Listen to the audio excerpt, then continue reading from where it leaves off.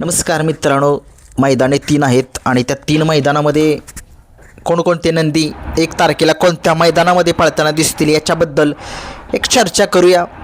सुरुवात करतोय आपण किन्हीच्या मैदानामध्ये. किन्हीच्या मैदानामध्ये आपण कोणते नंदी येतील ते बघूया.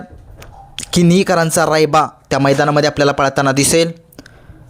धामनेरकरांचा हिंद केसरी स्वराज 855 सुद्धा त्याच मैदानामध्ये पळताना दिसेल कोरेगावच्या.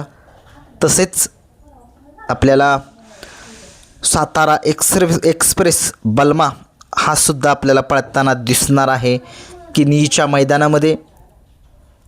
तसेच बबनदादा लासुर्णे यांच्या दावणीतले टॉपचे नंदी रावण रोमनसुद्धा किन्हीच्याच मैदानामध्ये आपल्याला पळताना दिसू शकतील. हे होते मला एक वाटते म्हणून एक टॉपच्या आपल्या भागातील सातारा जिल्ह्यातील अनेक खूप सारे नंदी आहेत, परंतु हे जेवढे मला माहीत आहेत तेवढेच मी तुम्हाला सांगितले. सर्जा जो AK-47 देगावकरांचा आहे तो सुद्धा आपल्याला पळताना दिसू शकेल त्या मैदानामध्ये. कोरेगावकरांचा महिब्या जो अर्जुनसोबत पळालेला होता त्या मैदानामध्ये, ते मैदान जे आहे ते वॉटर स्टेशन या ठिकाणी होतं, तिथं 1 नंबर केलेला तो महिब्या तो सुद्धा आता सध्या एक टॉपचा नामांकित नंदी समजला जातो आणि चांगला पळतोय. तो सुद्धा किन्हीच्याच मैदानामध्ये आपल्याला पळताना दिसू शकेल.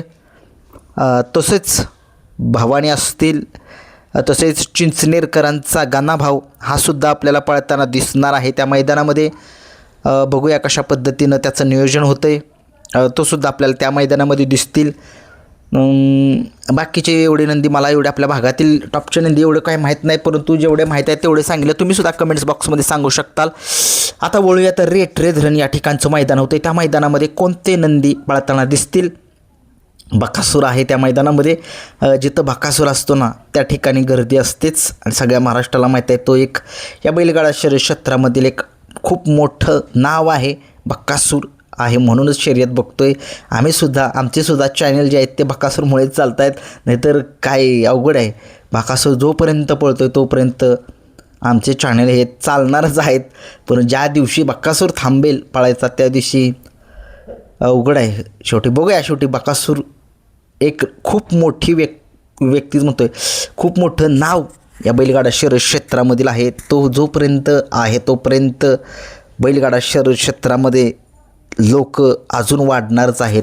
बघूया बकासूर येतोय त्या ठिकाणी. कंदूरचा राजा आहे उर्मिलाताई माणिकशेठ गायकवाड एकनाथदादा यांचा जो कंदूरचा राजा आहे तो आपल्याला पळताना दिसू शकेल त्या मैदानामध्ये. तसेच आपल्याला त्याच मैदानामध्ये घरणीकेकरांचा हिंद केसरी राजा आपल्याला पळताना दिसणार आहे. तसेच त्याच मैदानामध्ये किरण आप्पा शालगाव कालगावकरांचा सप्त हिंद केसरी भारत तो सुद्धा पळताना दिसणार आहे. रैनासुद्धा त्याच मैदानामध्ये पळताना दिसणार आहे. जावेद मुल्ला तांबवे यांचा सर्जा हिंद केसरी सर्जासुद्धा त्याच मैदानामध्ये पळताना दिसणार आहे.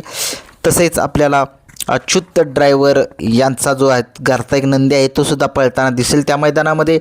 तसेच आपल्याला ठाकूर महिब्याच्या दावणीतला ठाकूरसुद्धा त्या मैदानामध्ये दिसेल.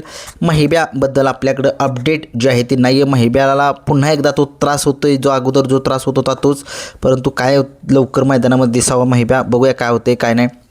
आणि बाकीचे जीवन ड्रायव्हर निनामचा सुंदरसुद्धा आपल्याला त्या मैदानामध्ये दिसू शकेल. बाकीचे सुद्धा टॉपचे नंदी आहेत ते सुद्धा दिसतील. बकासूर आहे म्हटल्यानंतर तिकडे गर्दी असणारच. आता वळूयात मुंबईमध्ये मैदान होतं आहे, 3 फेऱ्याचं मैदान होतं आहे आणि ते 3 फेऱ्याचं मैदानामध्ये मथुर तिथं पाळणार आहे. मथुर इकडे पाळणार होता घाटावरती, परंतु तो येणार नाही आहे. तिथंच 3 फेऱ्याचं मैदान होत आहे आणि मथुर त्या ठिकाणी पाळताना दिसेल आपल्याला. तसेच मेहबूबसुद्धा जो मुंबईचा बेताज बादशाह आहे तो सुद्धा तिथंच पाळताना दिसणार आहे 3 फेऱ्याच्या मैदानामध्ये.